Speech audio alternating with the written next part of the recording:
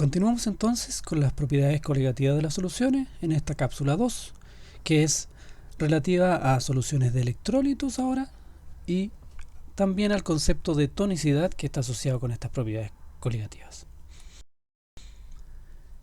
Las propiedades coligativas de las soluciones de electrolitos ahora, es decir, de sustancias que se ionizan en solución. Un electrolito es una sustancia que, cuando se disuelve en agua, conduce la corriente eléctrica. Son en general electrolitos aquellas sustancias conocidas como ácidos, bases y también sales. Con diferente grado de disociación, ellos generan iones en el medio. Para las disoluciones acuosas de electrolitos es necesario introducir en las ecuaciones de propiedades coligativas un factor nuevo, que es el factor I, o también denominado coeficiente de Van Hoff. ¿Y qué significa el coeficiente de Van Hoff? Es el número de especies que se produce por la ionización. Por ejemplo, en el caso del cloruro de sodio, el coeficiente de Van Hoff es 2. ¿Por qué? Porque uno el sodio y el otro el cloruro, que se disocia completamente. En el cloruro de aluminio, AlCl3, el coeficiente de Van Hoff es 4. Un aluminio y 3 cloruro. Y en el sulfuro de aluminio, que es Al2S3, el coeficiente de Van Hoff es 5. 2 especies de aluminio y 3 especies de azufre. Entonces, como lo vemos, en una ecuación de esta forma: cloruro de sodio, Na más Cl, todo en estado acuoso, cloruro de aluminio, Al más 3Cl menos, y sulfuro de aluminio, 2Al más 3 azufre menos 2.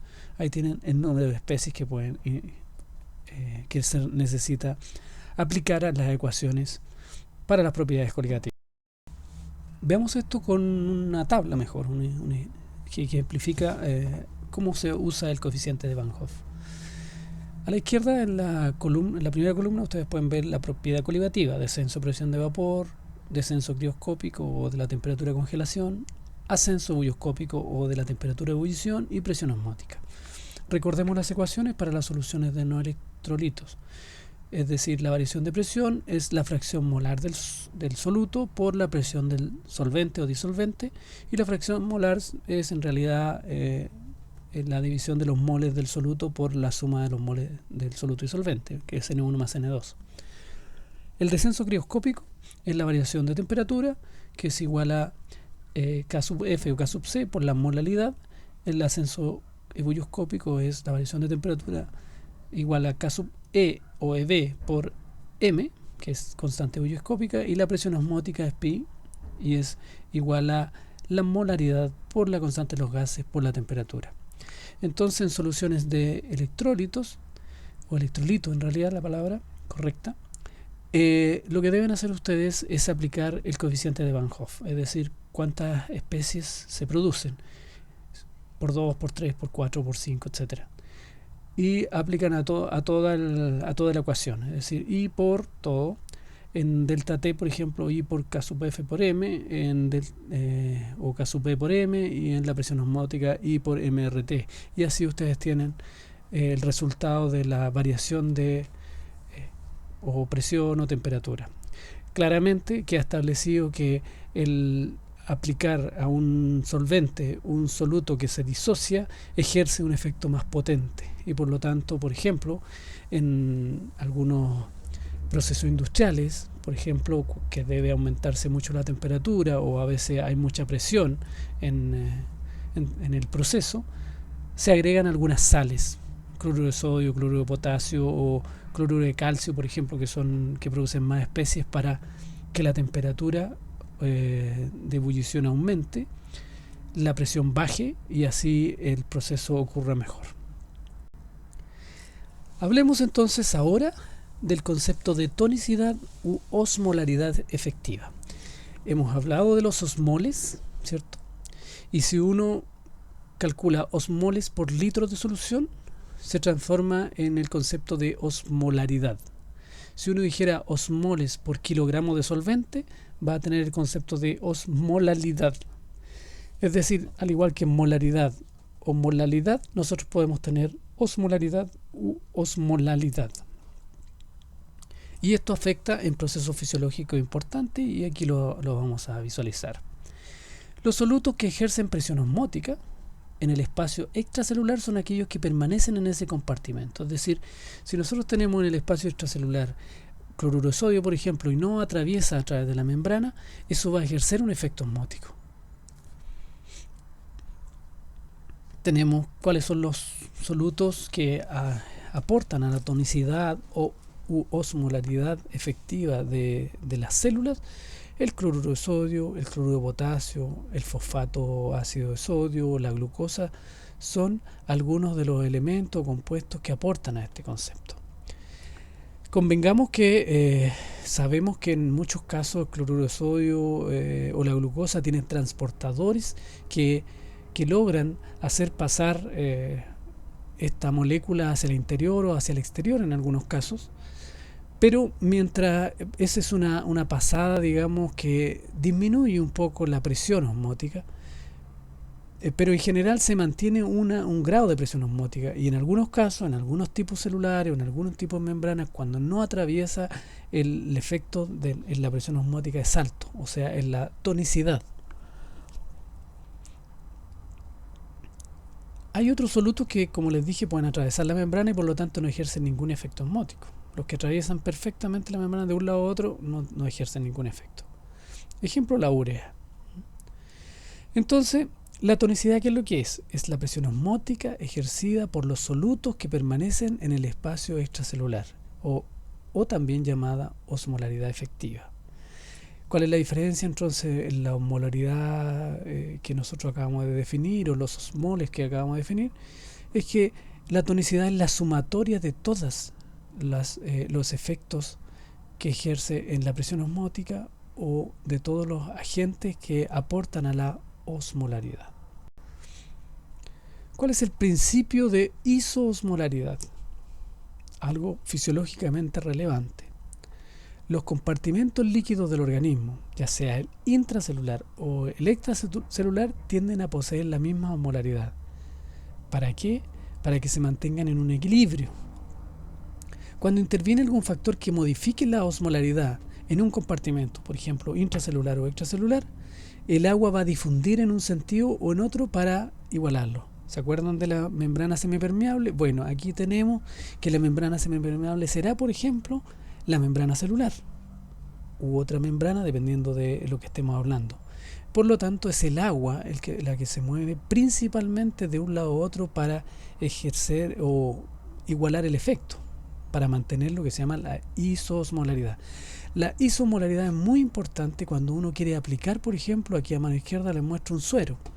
Uno aplica directamente el suero en las vías venosas, ¿cierto? Y lo que ocurre es que si ustedes agregan un compuesto que tenga una cantidad de solutos mayor a la que tiene en la sangre y por lo tanto sea de una más alta osmolaridad o una más baja osmolaridad, van a ejercer un efecto negativo en el paciente y puede morirse ese paciente. Entonces es necesario mantener el principio de isoosmolaridad.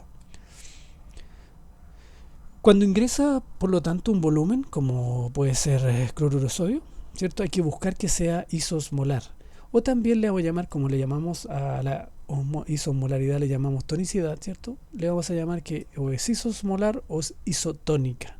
Y ahí viene el concepto que quizás ustedes alguna vez han escuchado de isotonicidad.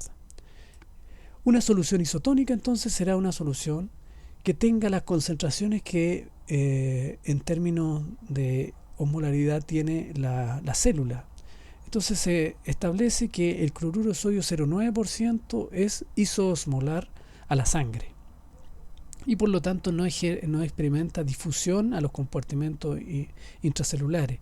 Y si ustedes agregan entonces cloruro de sodio 0,9%, lo que van a hacer es aumentar el volumen sanguíneo y aportar sodio y cloruro sin alterar o hacer que haya movimiento hacia el intracelular. Esto es muy importante en la sangre, ¿cierto? Donde las soluciones isotónicas aportan muchas veces a la patología, al efecto terapéutico. Hablemos de la isotonicidad entonces en la sangre. soluciones isotónicas o isoosmóticas. Acuérdense de la isotonicidad o isoosmolaridad. Son las que tienen la misma presión osmótica que la sangre. Las soluciones hipotónicas o hiposmóticas son las que tienen menor presión osmótica que la sangre. Y las soluciones hipertónicas o hipoosmóticas son las que tienen mayor presión osmótica que la sangre. Veamos qué sucede, cómo es el ejemplo de lo que sucedería si nosotros nos equivocamos, por ejemplo. Por ejemplo, a mano izquierda ustedes ven un glóbulo rojo en medio de una solución isotónica. Está en equilibrio, se mantiene la fórmula y no hay ningún problema. Una solución hipotónica quiere decir que tiene menor contenido de sólidos y mayor contenido de agua, por tanto. Entonces la célula, en este caso el glóbulo rojo, va a captar agua para tratar de diluir lo que está adentro y así igualar las concentraciones. Y por lo tanto hay un hinchamiento del glóbulo rojo. Y en una solución hipertónica lo que ocurre es que, como hay más sólidos en la solución que acaba de agregar, desde el glóbulo rojo sale agua tratando de equilibrar y por lo tanto el glóbulo rojo se achica y se crena hacia. Veámoslo con un pequeño experimento. Mire, aquí tenemos un tubo de ensayo con glóbulos rojos normales, lo acabamos de sacar de un paciente o de un voluntario, etcétera, y le agregamos, por ejemplo, una solución osmótica o isosmótica o isotónica de cloruro de sodio, que es el 0,9% o 150 milimolar, o una solución de glucosa 5%, que también es isotónica. Lo que vamos a ver que no hay hemólisis, no se observa nada, se mantiene bien y por lo tanto ya sabemos cuáles son las soluciones que permiten mantener la sangre en su estado normal en refrigeración, por ejemplo. Si es que le agregamos una solución hipotónica, y tan hipotónica como agregar agua destilada nomás, es decir, no tiene nada, no tiene solutos, así que obviamente que es hiposmótica, muy hiposmótica, ¿cierto? ¿Qué van a observar ustedes? Una hemólisis instantánea con esta solución hipotónica. Es decir, en la práctica ustedes toman una muestra de sangre y le agregan agua destilada, inmediatamente se les va a transformar en esto, es decir, en una solución hemolizada. Cuando ocurre hemólisis en un laboratorio clínico es porque hay un mal tratamiento o se le agrega alguna solución de este tipo, además de otros efectos que pueden ejercer esto, como son variaciones de temperatura, etcétera, o ruptura por congelación, por ejemplo. Pongamos el caso opuesto, pongamos soluciones hipertónicas. Le vamos a subir cloruro de sodio, la concentración de cloruro de sodio a 300 milimolar y la de glucosa a 10%, es decir, al doble. Y ahí tienen ustedes el tubo con sus glóbulos rojos. Lo que van a ver es una crenación, es decir, que los glóbulos rojos se eliminan agua, se secan y por lo tanto ya no son funcionales. Ese concepto se llama crenación y tiene que ver directamente con la osmolaridad, con la presión osmótica que se genera, una de las propiedades coligativas que son más aplicables en clínica. Fíjense ustedes cómo son entonces las soluciones parenterales, son de acuerdo a esto que hemos analizado. El cloruro de sodio, 0,9%, se le llama solución fisiológica de cloruro de sodio o suero fisiológico, y lo que permite restablecer el volumen extracelular y la volemia, sin afectar la osmolaridad ni el volumen del espacio extracelular, o sea, podemos agregar eso. El suero glucosado es otra solución parenteral. Es una solución isotónica que al ser administrada permite aportar glucosa y la glucosa se metaboliza y queda el aporte de agua, es decir, le damos a la persona glucosa, que es energía, y al metabolizarse queda agua y por lo tanto se mejora la volemia. Se mejora la volemia pero aportando energía. Por tanto, estas dos soluciones son extremadamente útiles en la práctica clínica. Su concentración y su aplicación es basada en propiedades coligativas y muestra cómo la química puede aplicarse en la práctica. Bueno, eso es todo, chiquillos. Muchas gracias por su atención. Eso es todo respecto a los aspectos que yo debo desarrollar de química general, y más adelante nos veremos en un par de clases de química orgánica. Que estén bien.